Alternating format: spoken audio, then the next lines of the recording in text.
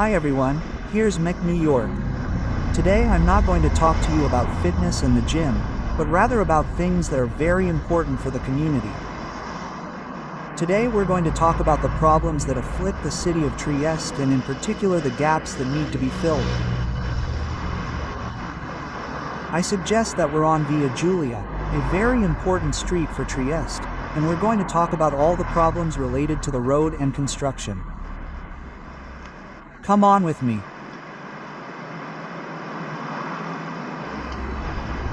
You can see how the pavement here is uneven, very uneven, and of course there has been no intervention by the competent authorities.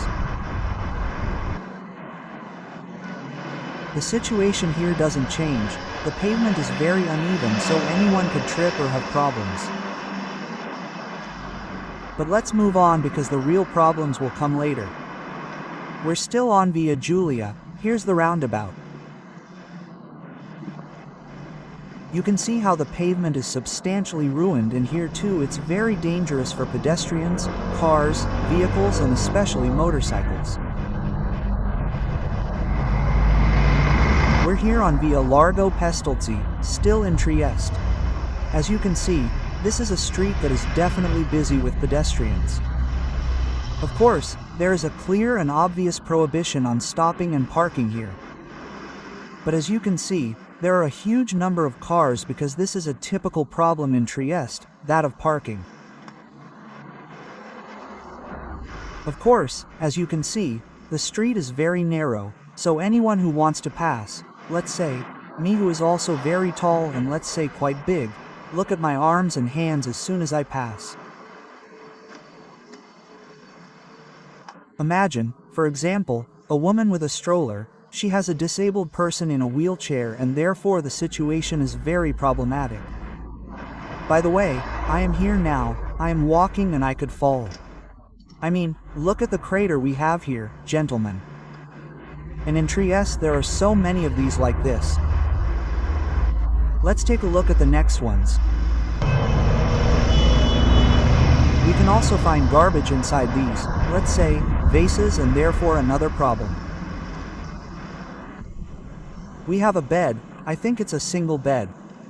This is a sofa bed. A sofa bed, there's practically nothing left of it now and it's been here for at least 2 weeks, since I've already been here and there's been no remorse yet. Oh well.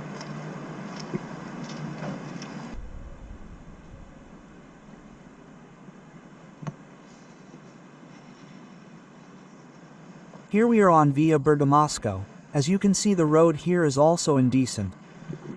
We're at Eastern European levels, if not worse. Look at the cracks there are.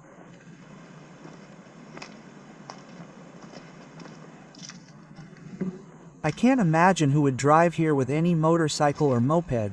I mean, it can't be the best. And so our journey continues.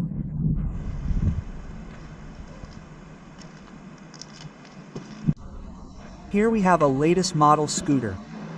Look at its condition. It probably belonged to someone who died, but no one has yet disposed of this vehicle. And you can see how civilization is a very important aspect of the city here. Here we can see a glass beer bottle, which is also very dangerous because there are guards here too. But any child could climb over it without any problems, and there's a lot of rubbish around.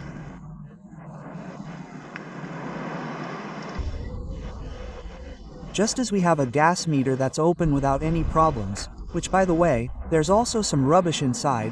I won't be here to touch it, but it looks like dog waste.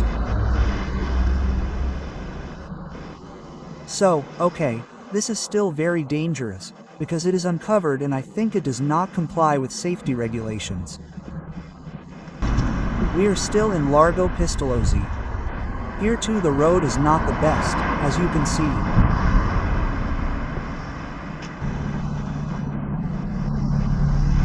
You can see how here there is a manhole cover that is very blocked, so in case of rain this manhole cover is basically useless, as here we have real craters. craters in the ground.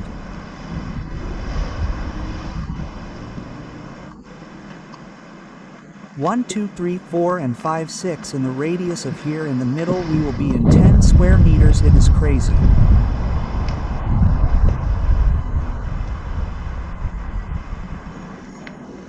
Now we have moved on. We are in Via Cancellieri. As you can see, here too we still have problems with the paving, and therefore it is still very dangerous for the circulation of both pedestrians and cars and motorcycles.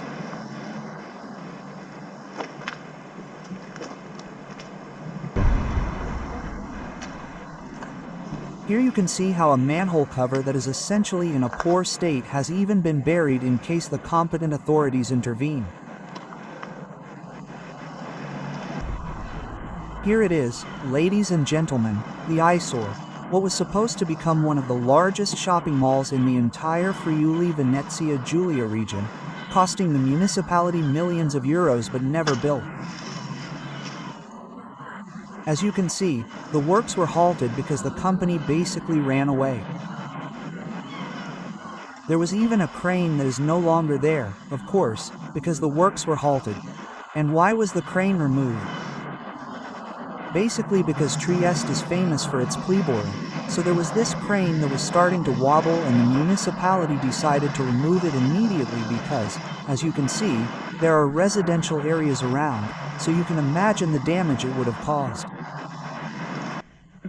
Look here, we are inside a residential area and look at the rubbish we have. As you can see, there are also exposed electricity wires there. By the way, it is also raining, so you can imagine the danger that we too are potentially exposed to at this moment. Yes, you see, they do the countryside, they do everything, they don't see these things afterwards.